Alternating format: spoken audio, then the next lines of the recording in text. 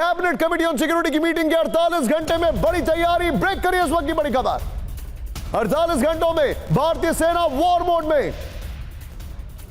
Army chief खुद कश्मीर में मौजूद है। इस वक्त की बड़ी खबर, यह बहुत बड़ी खबर हम आपको बता रहे हैं।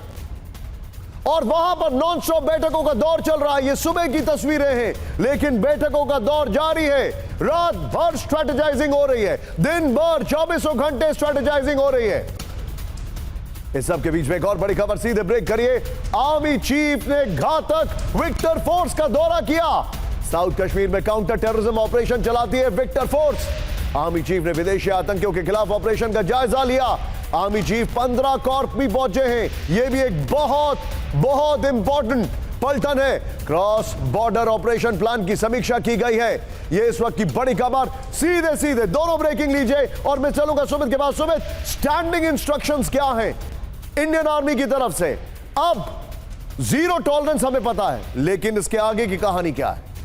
देखिए, जीरो टॉलरेंस तो लगातार पॉलिसी रही है भारत की, लेकिन अब जो स्थिति बन रही है निशांत, वो स्थिति है अपने आप को तैयार करने की, अपने आप को तैयार करके उसको एग्जीक्यूट करने की। और शायद उसी प्रोसेस में हमारी सारी फोर्सेस इस समय तैयार है। और सीसीएस की बैठक को 48 घंटे हो चुके हैं और आप देखेंगे ग्राउंड पर सभी काम या फिर आपको इंप्लीमेंटेशन नजर आ जाएंगे, ये विजिबल होंगे। लेकिन ये वो चीजें हैं जो हमको दिखाई दे रही हैं। कुछ ऐसी चीजें होंगी जो हमारे लिए भी सरप्राइज होंगी। वो चीजें पर्दे के पीछे रहकर की जा रही होंगी, बहुत कॉन्फिडेंशियल होगी। अभी इंपॉर्टेंट यह है कि पिछले 48 घंटे के अंदर हमने देखा कि आर्मी चीफ खुद कश्मीर में है। कश्मीर में ना सिर्फ उन्होंने विक्टर फोर्स का दौरा किया, जहां से साउथ कश्मीर के अंदर ऑपरेशन चला सकते हैं, 15 कोर के अंदर उन्होंने सिक्योरिटी रिव्यू लिया, जहां से पूरे कश्मीर की सिक्योरिटी को लेकर आप कह सकते हैं कि महत्वपूर्ण बैठक की गई। इसके अलावा जब इंडियन एयरफोर्स की बात करते हैं, ऑपरेशन आक्रामक चलाया जा रहा है या फिर एक्सरसाइज चलाई जा रही है, जिसका मकसद है वेल कोऑर्डिनेटेड एक्सरसाइज चलाना हमारे टॉप पायलट्स के साथ में और उन पायलट्स के साथ में जो वॉर ड्रिल्स के अंदर, वॉर एक्सरसाइज के अंदर हासिल कर रहे हैं। Just hold your thought.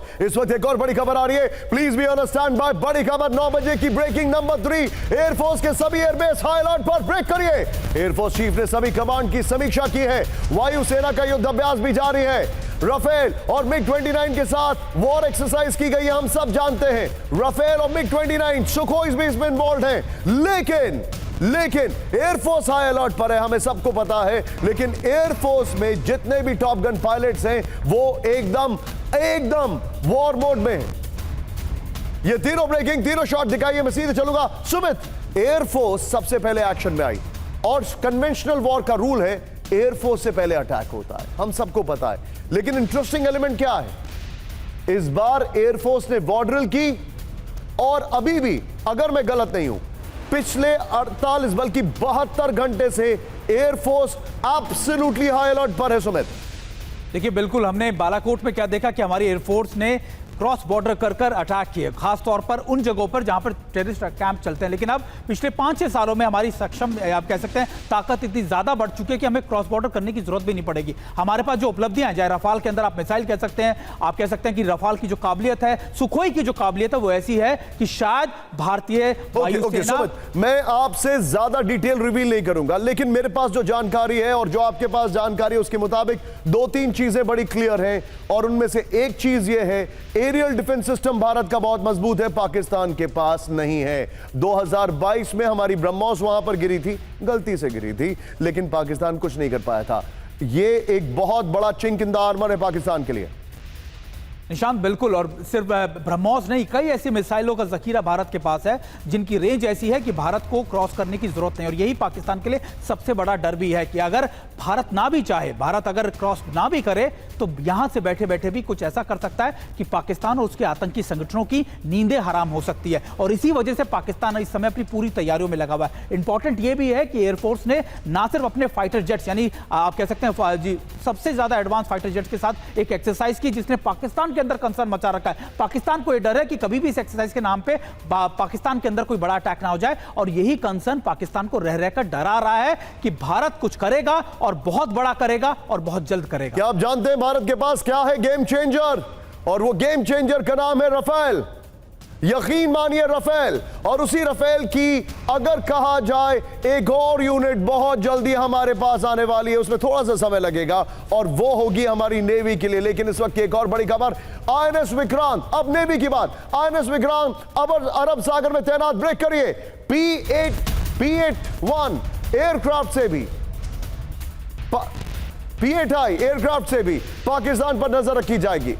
ये सर्विलांस एयरक्राफ्ट हैं, मिसाइल डिफेंस सिस्टम S-400 की तीनों स्क्वाड्रन एक्टिव है। सैटेलाइट और सर्विलांस यूनिट के जरिए भी पाकिस्तान पर नजर है। इंटरेस्टिंग बात क्या है, हमारा एरियल डिफेंस सिस्टम, यही मैं सुमित से पूछा था, वो सबसे पहले मूव किया है फ्रंट लाइन पर। And let's not forget, bunkers में BSF ऑलरेडी मौजूद है। मैं आपको बताना चाहता हूं, हाई अलर्ट तो हम कहते हैं, लेकिन किसी को यह पता नहीं है अलर्टनेस के भी कई लेवल्स होते हैं, और वो अलर्टनेस का लेवल मैं नेशनल टेलीविजन पे नहीं बोलूंगा। उसका भी जो टॉप का लेवल होता है उसमें भी 3 लेवल्स होते हैं, और हम फर्स्ट लेवल पे ऑलरेडी आ चुके हैं। टॉप का अलर्ट लेवल हम फर्स्ट लेवल पर हैं, यानी Indian army, navy, air force and BSF high alert पर है। सुमित, लास्ट टाइम ऐसा मुझे याद है 2002 में ऑपरेशन पराक्रम में देखा गया था, और जो मुझे याद है अभी का एडवांटेज है, उसी के बाद हम लेकर आए कोल्ड स्टार्ट की डॉक्ट्रिन, और हम बड़ा तेजी से इस बार मूव किया। हमने मोबिलाइजेशन कुछ ज्यादा तेज किया है। Pakistan still thinking. देखिए, पाकिस्तान नहीं, 2020 के अंदर मोबिलाइजेशन को तो चीन भी मान चुका था कि कैसे भारत ने कुछ ही दिनों के अंदर अपनी इतनी ज्यादा मोबिलाइजेशन ईस्टर्न लद्दाख जैसे देश में कर दी। और शायद वही एक्सपर्टी है भारत की कि भारत ने ना सिर्फ अपनी मोबिलाइजेशन की बल्कि अपनी तैयारियां ऐसी पुख्ता कर रखी है कि ना सिर्फ ऑफेंसिव ऑपरेशन बल्कि अगर उसके बाद काउंटर डिफेंसिव ऑपरेशन भी चलाने पड़े तो उसके लिए भी भारत तैयार है। इसलिए S-400 की स्क्वाड्रन्स को तैयार कर जाएगा, और ये ऐसी चीजें हैं जो इस समय भारत की क्षमताओं को पाकिस्तान को ओके सुमित, एक बार क्विकली एनालाइज करते हैं पाकिस्तान कहां पीछे है, और बहुत पीछे। राफेल हमारे पास है, पाकिस्तान के पास F-17 है और F-16 है, जिनका इस्तेमाल वो एग्रेशन के लिए नहीं कर सकता, सिर्फ डिफेंस के लिए कर सकता है। राइट सुमित? बिल्कुल बिल्कुल निशान, देखिए, क्योंकि पाकिस्तान को अब ये समझ में नहीं आ रहा कि आखिरकार जो उसने किया है अब उसकी भरपाई कैसे। ओके सुमित, एक एक करके हम लोग चीजों को यहां डिस्टिल करते हैं। हमारे पास S-400 एयर डिफेंस सिस्टम है, पाकिस्तान के पास एरियल डिफेंस सिस्टम की भारी कमी है। Do you agree with this? बिल्कुल बिल्कुल निशान। तीसरी चीज, हमारी नेवी पाकिस्तान से 100 गुना ज्यादा मजबूत है, बहुत मजबूत है। हमारी नेवी के यूनिट्स इसी शो में मैं आपको आगे बताने वाला हूं, जिस तरीके से हम आगे बढ़ रहे हैं। सुमित, यहां पर भी पाकिस्तान पीछे। Do you agree with this? बिल्कुल निशांत, एयर पावर की बात कर लीजिए, आप सेना की बात कर लीजिए, आप आधुनिकीकरण की बात कर लीजिए, आप बात कर लीजिए नेवल पावर की, हर जगह भारतीय डोमिनेंस जो है बहुत ज्यादा मजबूत है। इस समय तीनों सेनाओं के पास जो अत्याधुनिक हथियार है वो ऐसे हैं जिनकी काबिलियत अगर 1:10 के रेशो में आप मानेंगे, भारतीय सेना 10 नंबर पर है और पाकिस्तान की सेना इस समय 1 नंबर पर होगी। सुमित, बहुत बहुत शुक्रिया हमारे साथ जुड़ने के लिए आपका, थैंक यू वेरी मच। आपके लिए अभी रात भर जगना जारी रहेगा, और कई रातों से ही इज नॉट स्लेप्ट। आपको बता दें, ये नॉन स्टॉप कवरेज हमारी जारी है। This is getting very big. लेकिन अब अगली खबर की ओर रुख करते हैं, और आपको बता दें एक ऐसी खबर जिसने पाकिस्तान की नींद उड़ा रखी है। भारतीय सेना हमेशा दुश्मनों को सरप्राइज देती है। अंतिम एक्शन कहां होगा, क्या होगा, ये अभी तस्वीर खुलकर नहीं आई है, लेकिन एक तस्वीर पीओके से जरूर साफ है। इसी पीओके पर आज फिक्र का बड़ा फोकस भी है, क्योंकि पीओके में ही इस आतंकवाद की जड़ है, और जब तक ये जड़ें नहीं खोदी जाएंगी तब तक आतंक का स्थायी इलाज, परमानेंट सॉल्यूशन संभव नहीं है। पहलगाम में हमला कराकर पाकिस्तान ने शेर को छेड़ा है, और अब पाकिस्तान का इलाज पीओके में ही करना जरूरी हो गया है। पीओके पर पाकिस्तान का दशकों से अवैध कब्जा है, और पहलगाम का बदला लेने के लिए भारतीय सेना के टारगेट पर पीओके भी होगा, और इसके लिए भारतीय सेना के शूरवीर को LOC पार करके वहां के आतंकी कैंपों पर फाइनल असॉल्ट करना होगा। पीओके की घर वापसी जल्द कैसे हो सकती है, अखंड भारत का सपना कैसे पूरा हो सकता है, पाकिस्तान की फिक्र कई गुना बढ़ने वाली है। यह फाइल बस खुलने ही वाली है। इस तरह के जटिल ऑपरेशन को कामयाब बनाने के लिए कुछ बातों का एक साथ होना जरूरी है। सिंक, जैसे कि ऑपरेशन के लिए सेना के पास ठोस सबूत होने चाहिए, एविडेंस। पक्ष विपक्ष सभी राजनीतिक दलों का एकजुट होना आवश्यक है, मैंडेट। और सबसे बड़ी बात, विश्व समुदाय का समर्थन मिलना भी बहुत जरूरी है, यानी कि इंटरनेशनल कंसेंसस। समझ रहे हैं आप? एविडेंस, मैंडेट और इंटरनेशनल कंसेंसस। पहलगाम में हमले के बाद ये तीनों ही बातें भारतीय सेना और सरकार के फेवर में जा रही हैं। पूरे देश से बस यही मांग उठ रही है कि अब की बार सेना को आतंक के जड़ पर प्रहार करना होगा, पीओके को वापस लेना होगा, तभी पाकिस्तान प्रायोजित आतंकवाद का अंत होगा और ऐसी घटनाएं नहीं होंगी। तो सबसे पहले आपको इसके पीछे की ठोस वजहों के बारे में बताते हैं। एविडेंसेस देखिए जो हमने आपसे कहा है। पहलगाम हमले का पीओके कनेक्शन बेपर्दा हो चुका है। खुफिया सूत्रों से खबर है कि पहलगाम हमले में शामिल टीआरएफ के सभी आतंकवादियों को पीओके में लश्कर के टेरर कैंप में बुलाकर हमला करने की ट्रेनिंग मिली थी। भारत सरकार ने यह डोजियर इंटरनेशनल कम्युनिटी में दे दिया है, जो कि अभी नहीं, आने वाली जून में कामयाब होगा जब एफएटीएफ की बैठक होगी और फिर से पाकिस्तान को ग्रे लिस्ट में डालना होगा। पीओके में ही पहलगाम के गुनहगारों को M4 असॉल्ट राइफल और AK-47 राइफल चलाने के अलावा एल्पाइन क्वेस्ट एप्लीकेशन चलाने का प्रशिक्षण भी दिया गया था। क्या है ये एल्पाइन क्वेस्ट? ये है answer. Alpine quest application GPS की तरह डायरेक्शन दिखाता है और इसी ऐप की मदद से आतंकी 22 अप्रैल को पहलगाम के घने जंगलों से होते हुए टूरिस्ट स्पॉट तक पहुंचते हैं। सोचिए, और पीओके में आतंक के इन्हीं शिविरों में हमास ने, आई रिपीट, पीओके में आतंक के इन्हीं शिविरों में हमास ने लश्कर और जैश के ठिकानों के भीतर एक विशेष प्रशिक्षण मॉड्यूल भी स्थापित किया था। आप भी शॉक्ड होंगे, देखते जाइए। इस मॉड्यूल को हम पूरी तरह दिखाने वाले, जैसे पाकिस्तान की खुफिया एजेंसी आईएसआई का समर्थन प्राप्त था। पहलगाम में पहला हमला हमास के तरीके से किया गया था, यह हम आपको कल पूरी डिटेल में बता चुके हैं। लेकिन हमास ने पीओके में लश्कर जैसे जैश के आतंकियों के लिए एक खास किस्म का ट्रेनिंग मॉड्यूल बनाया था। यह खुलासा बिल्कुल नया है। इसकी पुष्टि इजराइल के उस बयान से भी होती है जिसमें कहा गया है कि पहलगाम में बिल्कुल हमास के जैसा अटैक किया गया था। भारत में इजराइल के राजदूत रूवेन अजार हमास के तरीके से पूरी तरह परिचित हैं, बट ऑफ कोर्स, और उन्होंने साफ कहा है कि आतंकवादी सभी स्तर पर एक दूसरे का सहयोग कर रहे हैं, दुनिया में इस्लामिक राज कायम करने के लिए एक दूसरे की नकल करने की कोशिश कर रहे हैं। और इजराइल के राजदूत रूवेन अजार ने यह भी कहा कि पहलगाम में हुआ अटैक बिल्कुल उसी तर्ज पर था जिस तरह से 7 अक्टूबर 2023 को इजराइल में हमास के आतंकवादियों ने नोवा फेस्टिवल को टारगेट किया था। यानी कि SOPs, स्टैंडर्ड ऑपरेटिंग प्रोसीजर्स, एक जैसे थे। अपने दावे की पुष्टि करने के लिए रूवेन अजार ने एक और घटना की ओर भारत का ध्यान दिलाया। उन्होंने 5 फरवरी को पीओके में हुई एक रैली का जिक्र किया। आपको याद होगा, हमने आपको बताया था, ये याद है आपको? हमने आपको सबसे पहले बताया था। पहले आप उस रैली का ये वीडियो वायरल देखिए, ये देखिए जरा, हम आपको दिखाने वाले। प्ले इट ऑन, ये है वो। इस चैनल ने इसी शो में आपको दिखाया था ये, और हमने वार्न भी किया था। इसमें मंच पर खड़े इस हमास लीडर को पहचानिए, यह है हमास का लीडर खालिद कद्दूमी। 5 फरवरी को खालिद कद्दूमी पीओके के रावलकोट में पहुंचा था। वहां आयोजित Kashmir solidarity and Al Aqsa flood conference में खास मेहमान था। लश्कर के आतंकवादियों ने उस पर पुष्प वर्षा की थी। वहीं पर सजाए गए टेरर वाले मंच से खालिद कद्दूमी ने भड़काऊ भाषण दिए। खुफिया एजेंसियों के सूत्रों से भी खबर है कि पहलगाम जैसे बड़े हमले का प्लॉट भी उसी दौरान हमास की मदद से तैयार हुआ था। यानी पहलगाम हमले के तार डायरेक्ट पीओके से जुड़ रहे हैं। और भारत में हर बार जब हमले के केंद्र में पीओके होता है तो क्यों ना अब उसी पीओके को कुशल रणनीति बनाकर सटीक वार करके वापस पाया जाए, जिससे कि आतंक का ये पूरा किस्सा और इसकी जड़ खत्म हो जाए, once for all, get it over. अब आते हैं मिशन पीओके पार्ट 2 पर। भारतीय एजेंसियों के पास पुख्ता सबूत हैं कि पहलगाम हमले का पीओके से सीधा कनेक्शन है। 2 दिन पहले ही रक्षा मंत्री राजनाथ सिंह के साथ हुई बैठक में तीनों सेना प्रमुखों ने उनसे कहा था कि वो पीओके में घुसकर दुश्मन को सरप्राइज देने के लिए पूरी तरह से तैयार है। अब सवाल यह है कि सेना यह सरप्राइज किस तरह से देगी और उसके टारगेट पर आतंकवादियों के कौन कौन से ठिकाने होंगे। देखिए, बहुत ज्यादा डिटेल हम डाइवर्ज नहीं करेंगे, दुश्मन देश को मदद थोड़ी करनी है, लेकिन कुछ फैक्ट्स आपके सामने हैं जो कि शायद एक डाइवर्जन भी हो सकते हैं।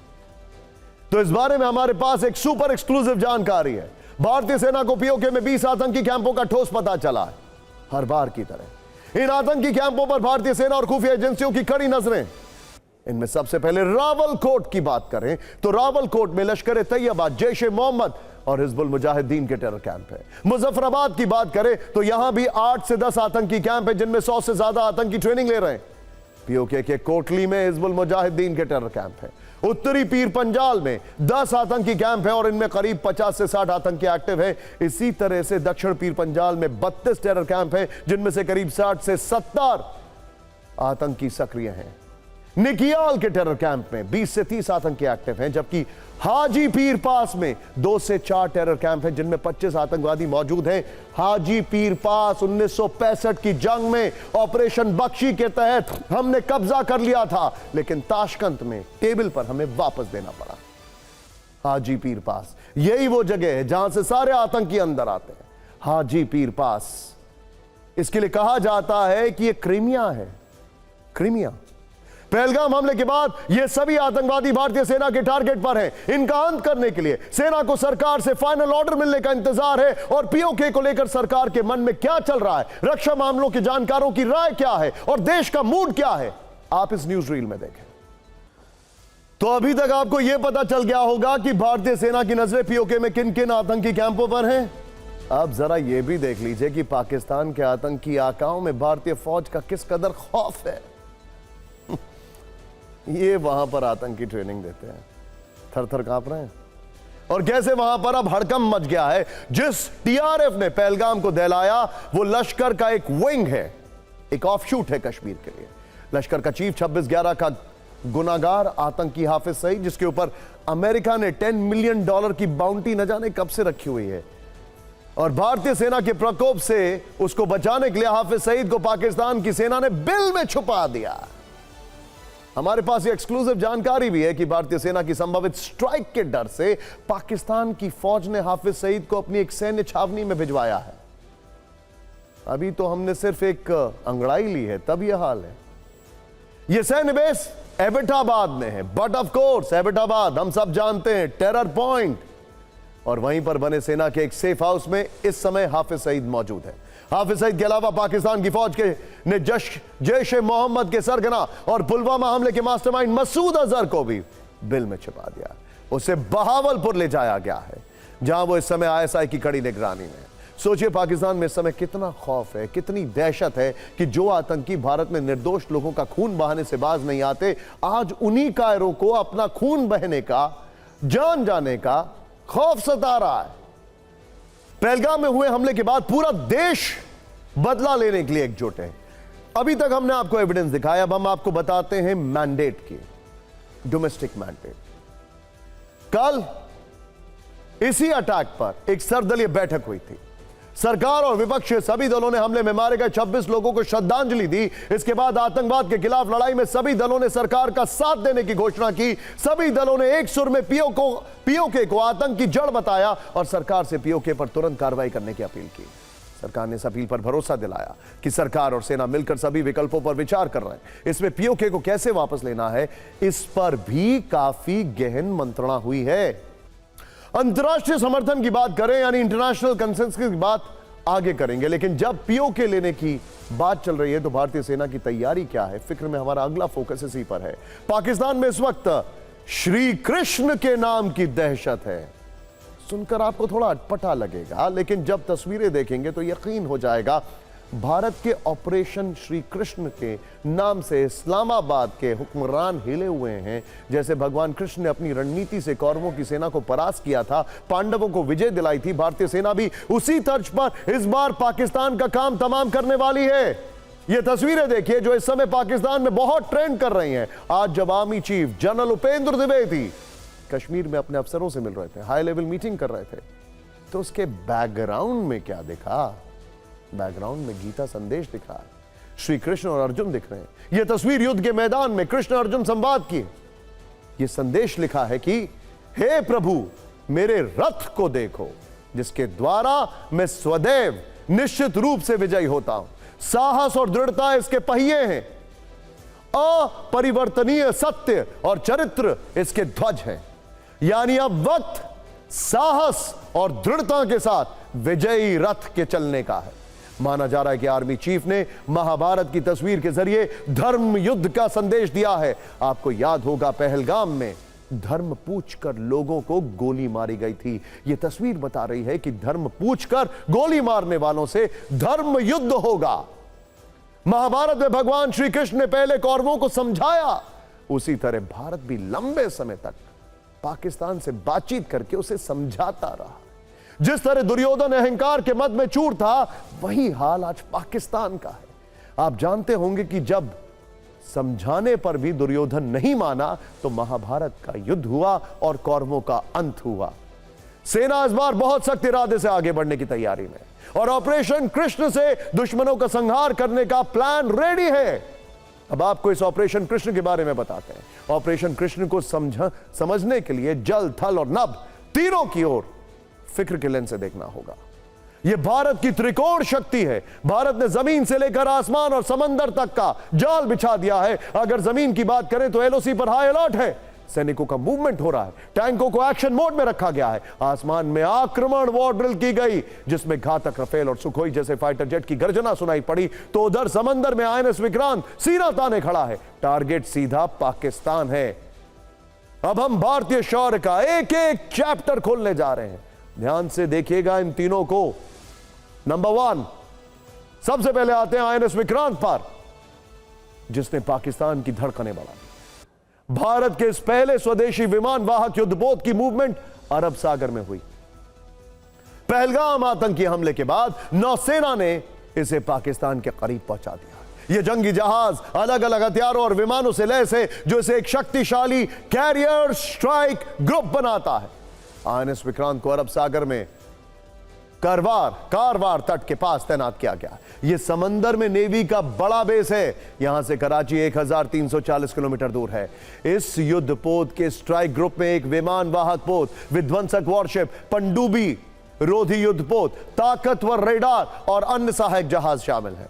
पूरा का पूरा पलटन चलती है यहां पर। आईएनएस विक्रांत की ताकत को आप ऐसे समझ सकते हैं कि यह अपने ऊपर 30 फाइटर जेट्स को लेकर चल सकता है। इसमें मिग-29 fighter jet, Kamov 31 helicopter, MH-60R multi role helicopter, कई हल्की स्वदेशी हेलीकॉप्टर और लड़ाकू विमान तैनात हैं। मध्यम दूरी की सतह से हवा में मार करने वाली बराक मिसाइलें लगी हैं। MF स्टार रेडार सिस्टम लगा है, जो दुश्मन विमान, जहाज रोधी मिसाइलें और क्रूज मिसाइलें जैसे हवाई लक्ष्यों का पता लगा लेता है।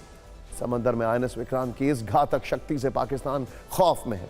यह कैरियर स्ट्राइक ग्रुप एक मजबूत सुरक्षा कवच बनाता है, जो वायु, सतह और पनडुब्बी से बचाव करती है। इस स्ट्राइक ग्रुप से आईएनएस कोलकाता, आईएनएस चेन्नई और आईएनएस तलवार जैसे युद्धपोत जुड़े हुए हैं, जो किसी भी समय पाकिस्तानी नौसेना के छक्के छुड़ा सकते हैं। कराची, ग्वादर पोर्ट और यहां तक कि पूरे पाकिस्तान को तबाह कर सकता है। समंदर में पाकिस्तान का डर सिर्फ आईएनएस विक्रांत से ही नहीं है, बल्कि एक और खौफ का यहां पर उदाहरण है। इसका नाम है आईएनएस सूरत। आईएनएस सूरत ने कल पश्चिमी प्रशांत महासागर से मिसाइल फायर की। इसे भी कारवार बेस पर तैनात किया गया है। समंदर में भारत के इसी पराक्रम से पाकिस्तान सहमा हुआ है।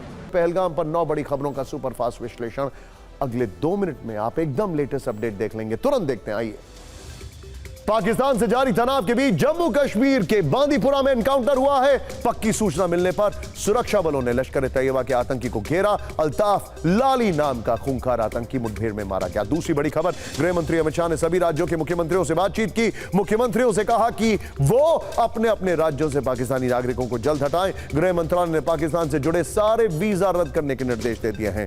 वाघा बॉर्डर पर भारत छोड़कर जाने वाले पाकिस्तानी नागरिकों का तांता लग गया है। गाड़ियों की लंबी कतार लग गई है। भारत ने पहलगाम अटैक के बाद पाकिस्तानी नागरिकों का वीजा रद्द कर उन्हें जल्द से जल्द भारत छोड़ने के लिए कहा है। आज 188 पाकिस्तानी भारत से वापस पाकिस्तान लौटे, जबकि पाकिस्तान से 286 भारतीय भारत की सीमा में वापस आए हैं। एलओसी के दौरे पर पहुंचे army chief general Upendra Dwivedi ने एलजी मनोज सिन्हा से मुलाकात की। दोनों के बीच सुरक्षा को लेकर चर्चा हुई। एलजी मनोज सिन्हा ने जम्मू कश्मीर विधानसभा का विशेष सत्र भी बुलाया है। बड़ी खबर, पहलगाम हमले के विरोध में कांग्रेस ने दिल्ली में कैंडल मार्च निकाला। कांग्रेस का कैंडल मार्च 24 अकबर रोड से 30 जनवरी मार्च तक निकाला गया। इस कैंडल मार्च में राहुल गांधी भी शामिल हुए। असदुद्दीन ओवैसी ने जुमे की नमाज के दिन काली पट्टी बांधकर पहलगाम हमले के खिलाफ विरोध प्रदर्शन किया। मस्जिद में जुमे की नमाज पढ़ने वाले मुस्लिमों ने भी वहां पर काली पट्टी बांधी। और श्रीनगर की ऐतिहासिक जामिया मस्जिद में आज जुमे की नमाज के दौरान पहलगाम पीड़ितों के लिए 1 मिनट का मौन रखा गया। मीर वाइज उमर फारूक ने आतंकी हमले की निंदा की। जामिया मस्जिद में पहली बार किसी आतंकी घटना में के पीड़ितों के सम्मान में मौन रखा गया है। और पाकिस्तानी एजेंसियों ने अपने नागरिकों को चेतावनी दी है कि फॉरवर्ड एरिया में सैनिकों के मूवमेंट का वीडियो ना बनाएं। साफ शब्दों में कहा गया है कि अगर तस्वीरें रिकॉर्ड करते पकड़े गए तो कड़ी कार्रवाई होगी। पहलगाम के बाद भारत के एक्शन से पाकिस्तान खौफजदा है। वक्फ संशोधित कानून को चुनौती देने वाली याचिकाओं पर केंद्र सरकार ने सुप्रीम कोर्ट में जवाब दाखिल किया है। याचिकाओं में लगाए गए आरोपों को केंद्र ने खारिज किया है। सरकार ने कहा है कि कानून से संवैधानिक अधिकारों का उल्लंघन नहीं। सरकार ने मांग की है कि सर्वोच्च अदालत अंतरिम रोक न लगाए बल्कि पूरी सुनवाई के बाद निर्णय दे। सुप्रीम कोर्ट के पास संवैधानिकता की जांच करने की शक्ति है, लेकिन संसद से पारित कानून पर रोक लगाना उचित नहीं। आपने थोड़ी देर पहले नेवी की तैयारी देखी, लेकिन सवाल है कि आर्मी चीफ जब कश्मीर पहुंचे तो क्या हुआ? हमारे सूत्र बता रहे हैं कि उनके कश्मीर आते ही 3 स्तर के ऑपरेशन शुरू किए गए। ऑपरेशन 1, ऑपरेशन 2 और ऑपरेशन 3। कश्मीर के अंदर आतंकियों के खिलाफ ऑपरेशन 1 शुरू हुआ है। इस ऑपरेशन में अंदर मौजूद विदेशी आतंकी टारगेट पर हैं। ऑपरेशन 2 के तहत एलओसी के पास मौजूद फॉरवर्ड इलाकों में अभियान चलाया जा रहा है, जहां से आतंकी घुसपैठ करते हैं। ऑपरेशन 3 में एलओसी के पास मौजूद लॉन्च पैड टारगेट पर हैं, जहां ये आतंकी पनाह लेते हैं। सूत्रों के मुताबिक 130 विदेशी आतंकियों के एक्टिव होने की जानकारी दी गई है, जिनके खिलाफ सेना ऑपरेशन शुरू कर चुकी है। ये ऑपरेशन पहलगाम हमले के बाद एक्टिव किए गए हैं। इस समय कश्मीर में 2 दर्जन से ज्यादा ऑपरेशन चलाए जा रहे हैं, जिसके लिए राष्ट्रीय राइफल्स की एडिशनल टीम को एक्टिव किया गया। आरआर, इसका खौफ हर कोई जानता है। एलओसी की फॉरवर्ड पोस्ट पर हेवी आर्टिलरी, सर्विलांस और रेडार सिस्टम एक्टिव किए गए हैं। सेना को आदेश दिया गया है कि पाकिस्तान की तरफ से कोई भी संदिग्ध मूवमेंट हो तो तुरंत जवाब दें। आतंकियों के रूट पर सर्विलांस और तेज किए जाएं। जरूरत पड़ने पर क्रॉस बॉर्डर रेड के लिए भी स्पेशल फोर्स की टीम तैयार की गई है। क्रॉस बॉर्डर रेड मतलब सर्जिकल स्ट्राइक की भी तैयारी है। जब भारतीय सेना की तैयारी इतनी जबरदस्त है तो डर के मारे पाकिस्तान बचकानी धमकियां देने लगा है। पाकिस्तान जानता है कि अगर भारत ने कुछ करने की ठान ली तो उसे ऐसा दर्द मिलेगा जिसका कोई मरहम नहीं है। बड़ी बात यह है कि पाकिस्तान के वजीर आजम से लेकर बड़े बड़े मंत्रियों की तो कोई हिम्मत नहीं हो रही है, लेकिन पाकिस्तानी एक्सपर्ट्स जुबानी बारूद उड़ा रहे हैं। अब तो उनकी धमकियों पर मीम्स भी वायरल हो रहे हैं, और इन बचकानी धमकियों के कुछ ट्रेंडिंग कीवर्ड्स आपको देखने चाहिए। पाकिस्तानी अखबार ट्रिब्यून की रिपोर्ट के मुताबिक भारत ने अगर सिंधु नदी का पानी रोक दिया तो इसका पाकिस्तान पर गंभीर असर हो सकता है।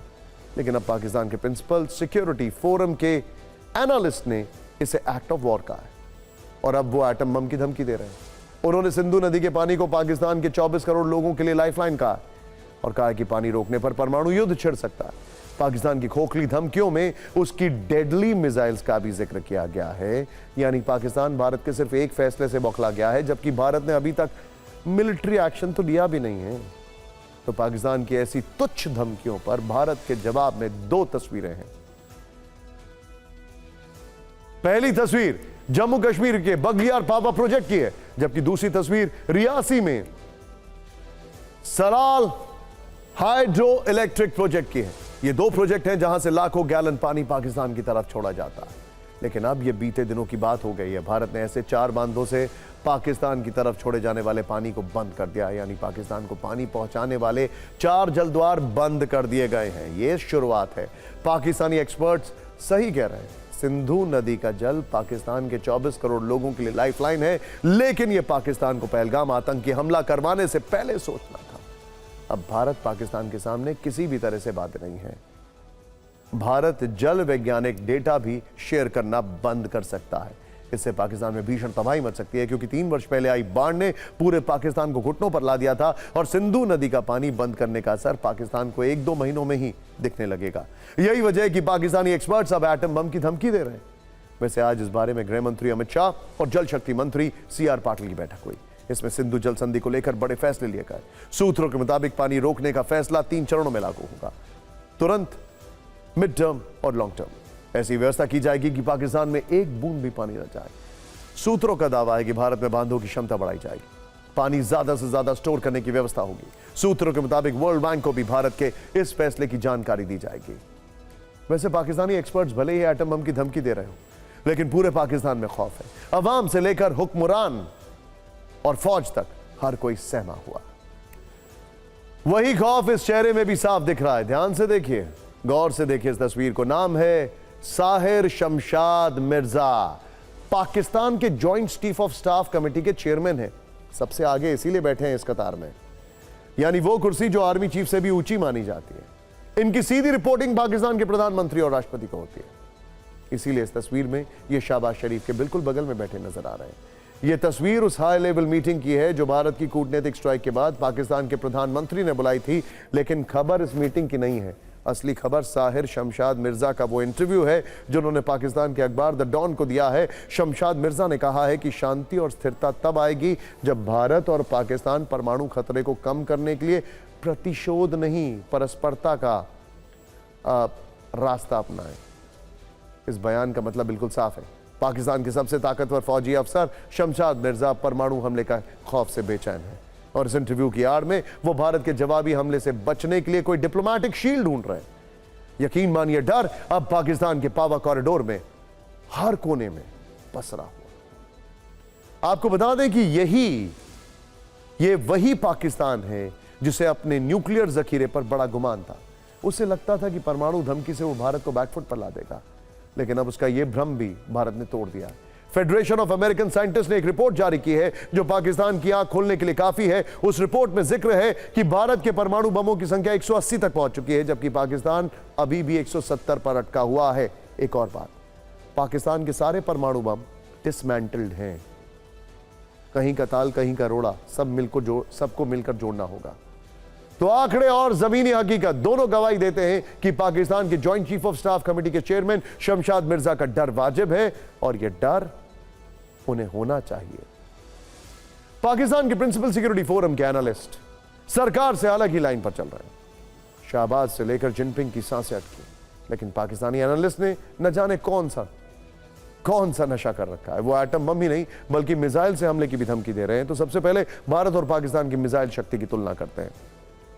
हम पहले आपको पाकिस्तान की टॉप 4 मिसाइलों के बारे में बताते हैं। पाकिस्तान की सबसे घातक मिसाइल है गौरी हत्फ 5, जो कि चाइना की बेसिकली मिसाइल है। इसकी रेंज 1500 किलोमीटर है। पाकिस्तान की दूसरी मिसाइल शाहीन है, इसकी रेंज 2750 किलोमीटर है। यह भी टेक्नोलॉजी चाइना और नॉर्थ कोरिया से ली गई है।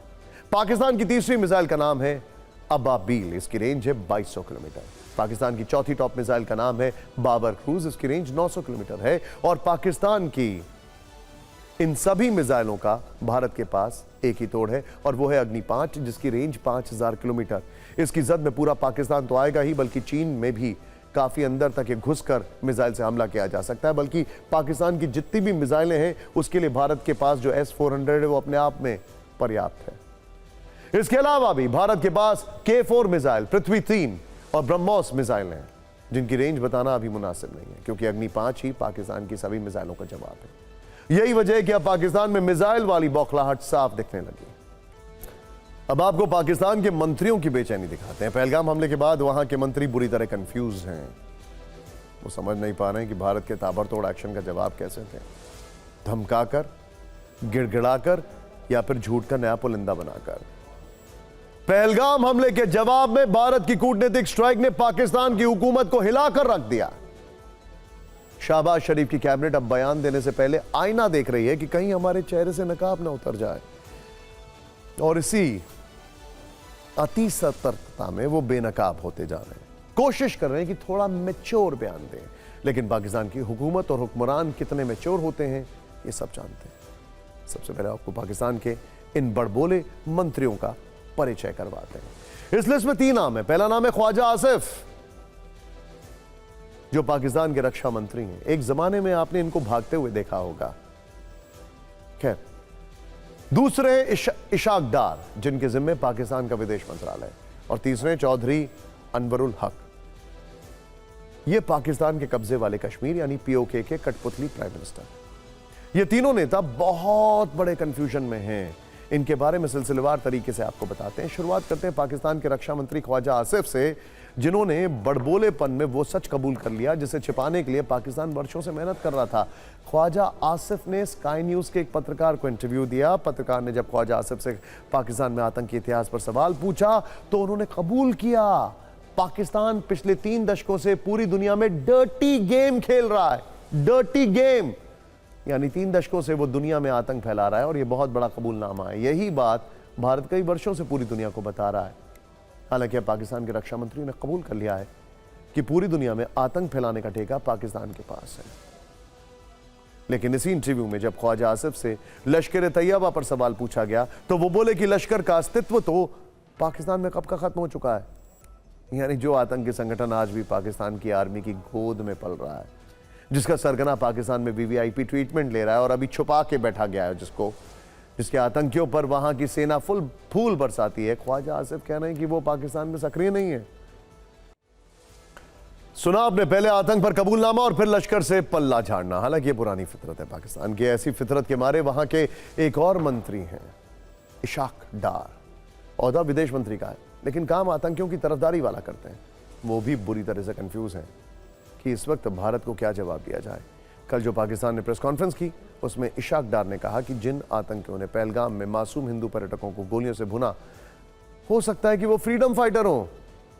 पाकिस्तान के विदेश मंत्री उन क्रूर आतंकियों को स्वतंत्रता सेनानी बता रहे हैं।